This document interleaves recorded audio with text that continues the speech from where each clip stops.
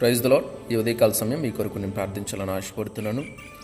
ఈ ఉదయకాల సమయం దేవుడైతే భయపడకము, నేను నీ కుడి చేతిని పట్టుకున్నాను అని చెప్పేసి యెషయా గ్రంథము 41వ అధ్యాయం 13వ వచనంలో నుంచి ఆ వాక్యం ద్వారా ఈ అంశం కొరకు ప్రార్థించు అని చెప్పేసి నాకు ఆలోచన అయితే ఇచ్చాడు. కాబట్టి ఉదయకాల సమయం ఎంతమంది భయపడుతున్నారో, ఏ పరిస్థితులను బట్టి భయపడుతున్నారో మీ అందరి కొరకు కూడా నేను ప్రార్థించాలని ఆశపడుతున్నాను. రెండు తలలో ఉంచండి, ప్రార్థన చేసుకున్నాను. మహాపరిశుద్ధుడ, ప్రేమ నమ్మకం గల మా తండ్రి, మీకు వందనాలు, స్తోత్రాలు, కృతజ్ఞతలు చెల్లిస్తున్నాను.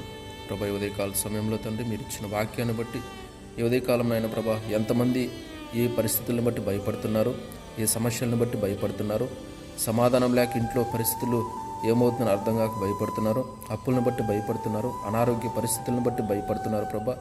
వారు దేనిని బట్టి భయపడుతున్న వారందరితో మీరు వాగ్దానం చేస్తున్నారు ప్రభా.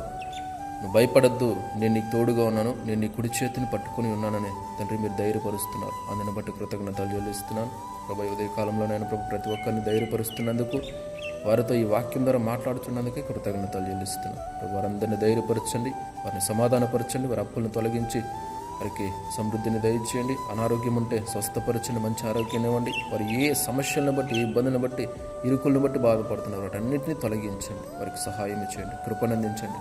వారి ప్రతి పరిస్థితిని మీరు మార్చి వారిని ధైర్యపరిచి అన్ని విషయంలో తండ్రి మీరే మహిమ తెచ్చుకోమని, మీ కృపనందించమని, దయచూపమని, కనికరించమని, సహాయం చేయమని, సమస్త స్తుతి మహిమ ఘనత ప్రభావాలు మీకే చెల్లించుకుంటూ యేసయ్య అతి పరిశుద్ధ నామములో ప్రార్థించి స్తుతించి కనపరిచి మహిమపరిచి వేడుకుంటున్నాను తండ్రి. ఆమెన్. దేవుడు మీ అందరిని దీవించి ఆశీర్వదించును గాక. ఆమెన్.